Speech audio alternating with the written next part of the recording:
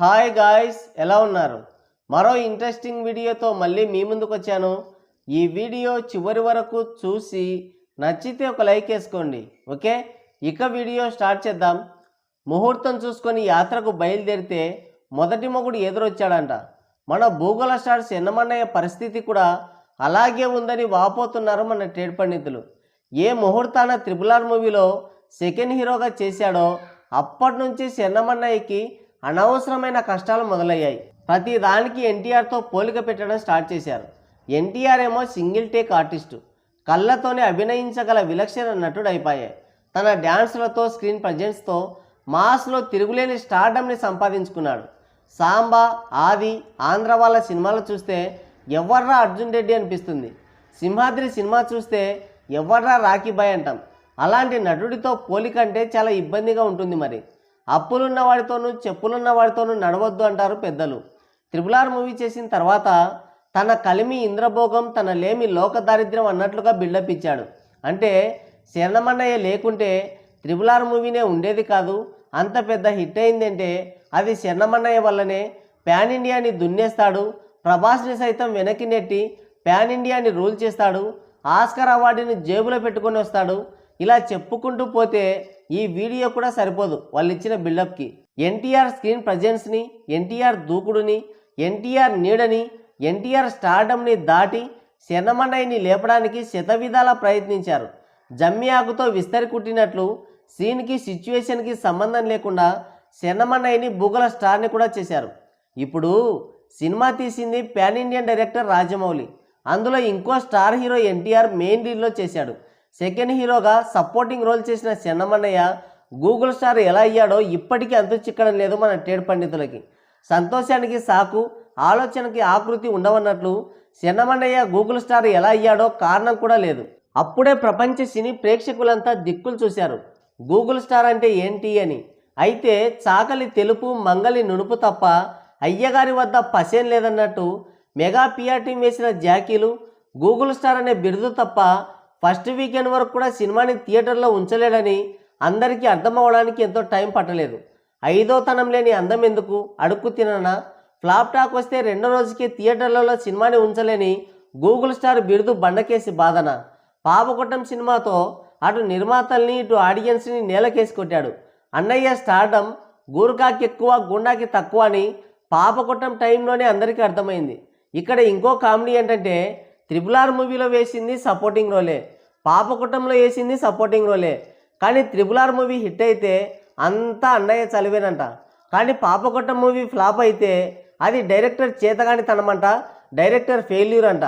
ఇంకోటి RRR మూవీలో second hero కాదంట, కానీ పాపకొట్టంలో మాత్రం సెకండ్ హీరోనేనంట. ఇంతకంటే కామెడీ ఇంకెక్కడైనా ఉంటుందా అధ్యక్ష అని వాపోతున్నారు మన ట్రేడ్ పండితులు. ఇక దీని తర్వాత శంకరమన్నయ్య సారథ్యంలో ఒక సునామీని తీసుకొచ్చాడు మన మీదకి. దెబ్బకి డిస్ట్రిబ్యూటర్లు అతలాకుతలం అయిపోయారు. ఆడియన్స్కి గోచీలు చిరిగి, లంగోటాలు ఊడి, నవరంధ్రాల్లోంచి రక్తం వచ్చింది. ఒక్క దిల్లుమామయ్యే గింగిరాలు తిరిగినా మళ్ళీ నిలబడ్డాడు. ఆ భయోత్పాతం గేమ్ జంజీర్ అని ప్రత్యేకంగా చెప్పాల్సిన పని లేదనుకుంటా. సినిమా శంకరగిరి మాన్యాలో పట్టుకుందని బెనిఫిట్ షోకి అర్థమైంది.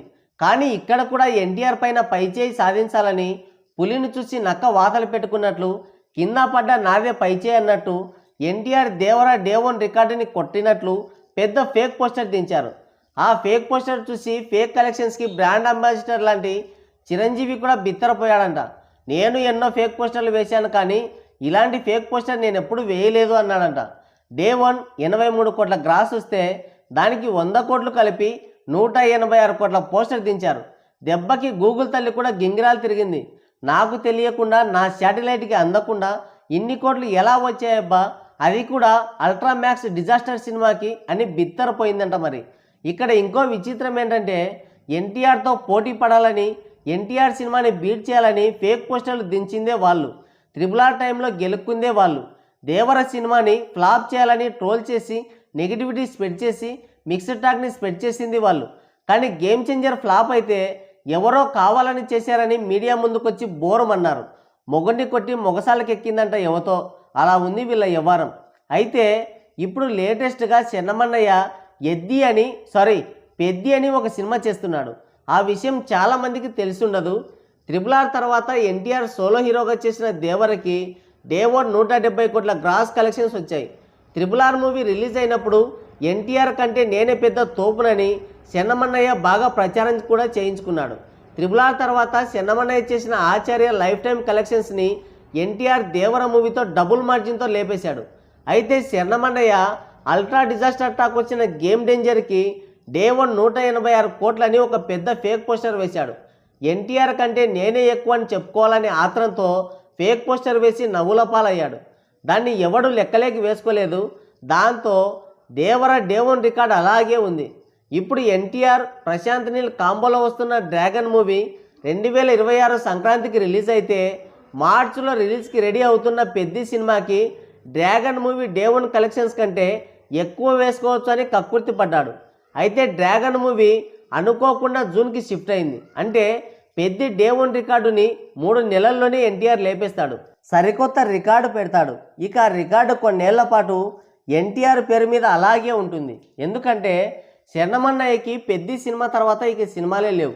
మళ్ళీ సెట్ చేసుకునేసరికి ఎంత లేదన్నా 1-2-3 ఏళ్ళ టైం పడుతుంది. అప్పటి వరకు డ్రాగన్ రికార్డు అలాగే ఉంటుంది. చెన్నమన్నయ్య సినిమా రిలీజ్ అయినా ఒకవేళ దేవర రికార్డుని టచ్ చేయడం కూడా కుదరదు. కాకపోతే డ్రాగన్ ముందు రిలీజ్ అయి ఉంటే పెద్దికి ఇంకో భారీ ఫేక్ పోస్టర్ దించేవాళ్ళు. ఆల్రెడీ ప్రింట్ కూడా కొట్టించి పెట్టుకొని ఉంటారు.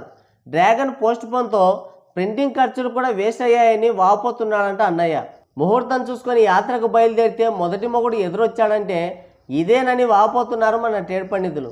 మరి డ్రాగన్ మూవీ డే 1 ఎంత కలెక్ట్ చేస్తుందని మీరు అనుకుంటున్నారో, అలాగే పెద్ది సినిమాకి చెన్నమన్నయ్య ఫేక్ పోస్టర్లో ఎంత నెంబర్స్ వేస్తాడని మీరు ఊహిస్తున్నారో మీ అమూల్యమైన అభిప్రాయాన్ని కింద కామెంట్ సెక్షన్లో కామెంట్ చేయండి.